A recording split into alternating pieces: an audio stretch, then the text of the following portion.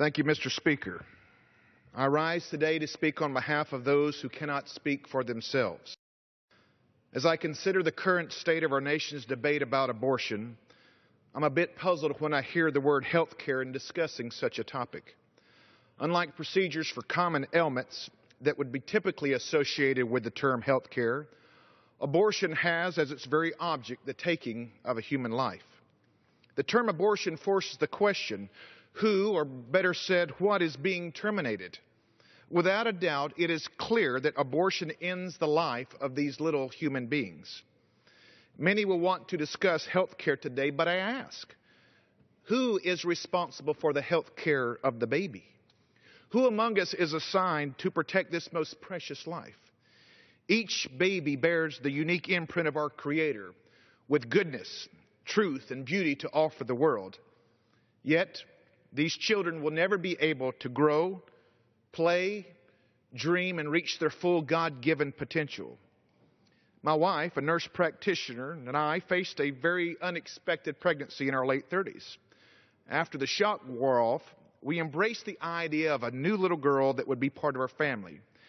In fact, I've decided to bring a picture of her today. Here's a great screenshot of the ultrasound 3 months into the pregnancy. Interestingly enough, we never referred to her as fetus number 3. We called her Anna Claire. Just like any of you, parent or grandparent, we take all great pride in displaying new life. And please allow me to make this clear. I don't speak ill of or despise anyone who has made a fateful but very difficult decision. As a former minister, I've seen the anguish and the hurt both before and after what can be an excruciating process. Yet today, we are faced with a historic decision that has nothing to do with trade or with budgets. It has everything to do with life. In this moment, we have the opportunity to address something that many countries have already outlawed.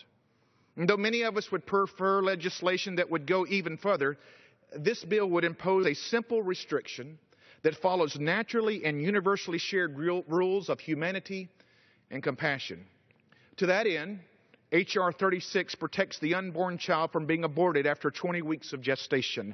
Medical science tells us that the baby fights for survival in a second or third trimester abortion. He or she recoils in the pain at the poison intended to stop their heart and the clamps used to dismember their tiny little bodies. We cannot deny this evidence. We must not look the other way. While we show compassion to mothers who are facing difficult decisions, we must also protect the babies who are surely counted among the least of these. Who will be their voice?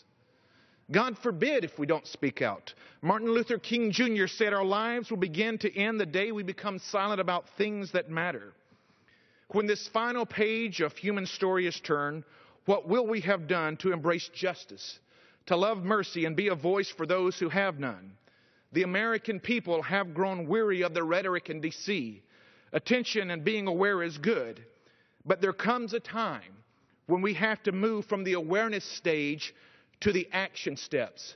Today is that time. I urge my friends on both sides of this chamber to break the silence, to stand up for life, and support H.R. 36, the Pain-Capable Unborn Child Protection Act. Thank you, Mr. Speaker. I yield back.